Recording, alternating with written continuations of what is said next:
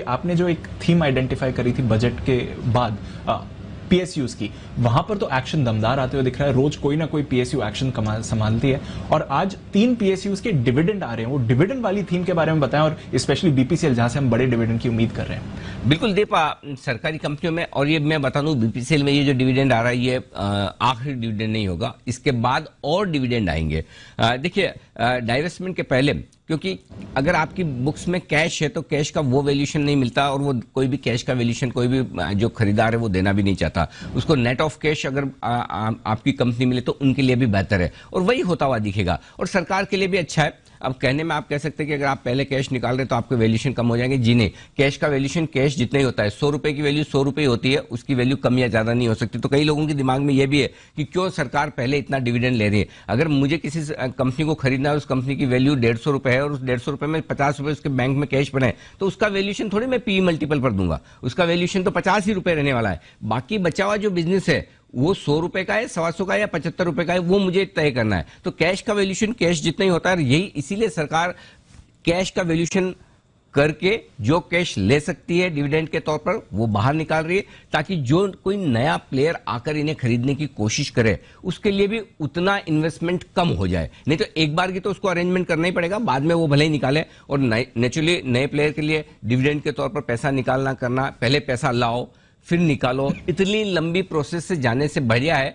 कि वो पहले ही उसे नेट ऑफ कैश मिले, और सरकार के लिए भी अच्छा है कि उन्हें पहले ही कैश आ जाए, उन्हें डाइवेस्टमेंट तक इंतजार न करना पड़े। तो ये एक सेंसिबल स्टेप है उन कंपनियों में जहां पर डाइवेस्टमेंट होने जा रहा है, उसमें से बीपीसीएल भी एक है। तो मेरा ये समझना है बीपीसीएल में जितना भी कैश, जितने भी क्रॉस होल्डिंग इनकी दूसरी सब्सिडरीज में है, दूसरी गवर्नमेंट कंपनीज में है, हो सकता है इवेंचुअली वो भी बिके, हो सकता है फिर उसका भी आपको पैसा आता हुआ दिखे और वो पैसा डिविडेंड के तौर पर आए। तो मेरा ये समझना है कि आज का जो डिविडेंड, जैसा मेरा मानना है कि न्यूमालीगढ़ रिफाइनरी और अगर आप ट्रेजरी शेयर्स की सेल को देखें तो दोनों को मिलाकर आप देखें तो लगभग 17,000 करोड़ रुपए के आसपास का पैसा इनके पास आया है। एग्जैक्टली टैक्स वैक्स कितना कट के रहेगा, लेकिन मेरा ये समझना है कि अगर बिना टैक्स गिने तो आप 70 रुपए के आसपास का, 75 रुपए के आसपास का डिविडेंड होता है, 70 से 80 रुपए के बीच में।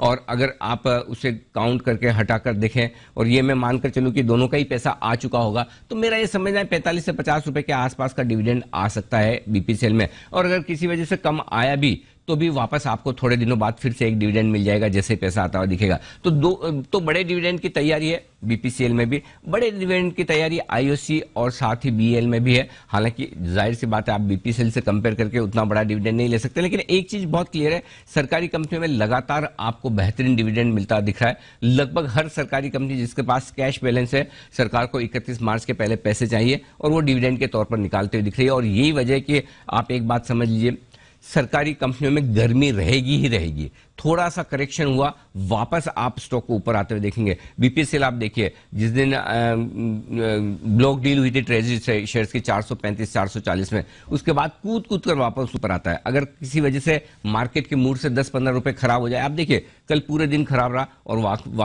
वापस आखिरी में आप देखिए 460 के आसपास की क्लोजिंग। तो ओवरऑल इन स्टॉक्स में रुझान बहुत क्लियर है, बाय ऑन डिप्स वही बनाए रखें, बिल्कुल चिंता करने की बात नहीं है।